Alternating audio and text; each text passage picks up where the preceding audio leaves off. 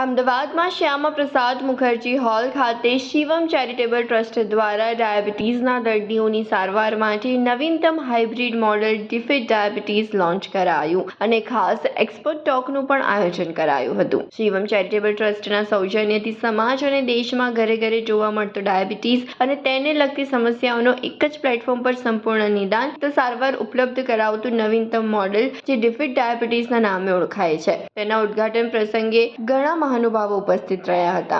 Shivam charitable ટ્રસ્ટના founder Shri Prakash Kurmi સહિત તમામ ઉપસ્થિત મહેમાનોએ ડિફિટ ડાયાબિટીસ વિષય અંતર્ગત ચર્ચા વિચારણા પણ કરી હતી. ટ્રસ્ટ ડિફિટ ડાયાબિટીસ સર, જે એપ લોન્ચ કરવામાં આવે છે તો કઈ રીતની ઉપયોગી થશે, લોકોને કઈ કઈ સુવિધા મળશે? એટલે આ એક ઓનલી એપ નથી, પરંતુ ડાયાબિટીસને મેનેજ કરવાની એક સિસ્ટમ છે, જેમાં સોફ્ટવેર અને એપ એનો એક ભાગ છે.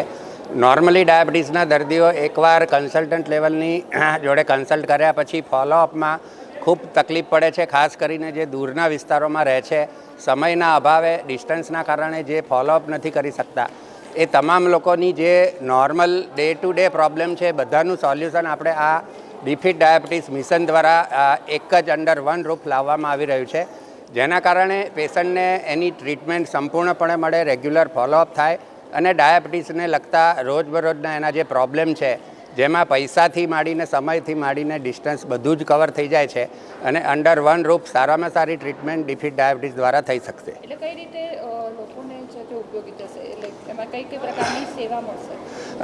નોર્મલી આ ઘરે બેઠા ઓનલાઈન આ એપ એકવાર ડાઉનલોડ કર્યા પછી તમે સીધા નિષ્ણાત ડૉક્ટર સાથે ડાયાબિટીસનું કન્સલ્ટેશન કરી શકશો.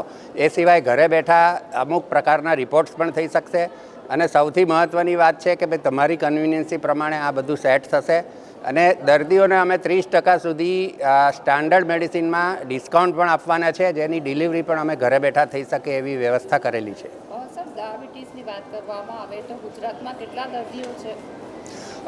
ગુજરાત એ ડાયાબિટીસ એ ભારત એ ડાયાબિટીસનું કેપિટલ કહેવાય છે, જેમાં ગુજરાતમાં પણ ખૂબ મોટા પ્રમાણમાં ડાયાબિટીસનું પ્રમાણ જોવા મળે છે.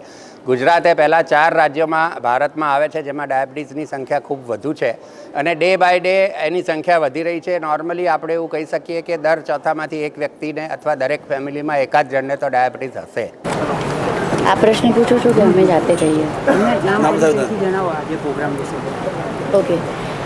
સમાજમાં ડૉક્ટર્સ જેટલા બી છે એ લોકો બધા પેશન્ટો સુધી પહોંચી શકે એના માટેનું આ એક ઇનિશિયેટિવ છે કે ડાયાબિટીસની એક પ્રકારની અવેરનેસ છે કે નોર્મલ ડાયાબિટીસના જે પેશન્ટ્સ હોય એના માટે એક પર્ટિક્યુલર વેબસાઇટ અને એપ બનાવવામાં આવી છે, જેના લીધે એ લોકોનું ફોલોઅપ સિસ્ટમ સુધરશે. ડાયાબિટીસમાં મેઇન પ્રોબ્લેમ હતો ફોલોઅપનો, તો અમે એ રીતે સિસ્ટમ બનાવી છે કે લોકો વારંવાર ફોલોઅપ લઈ શકે અને આપણે દૂર દૂર સુધી આપણા લોકો સુધી પહોંચી શકીએ. લોકોને ડૉક્ટર સુધી પહોંચવાની જરૂર નથી હવે.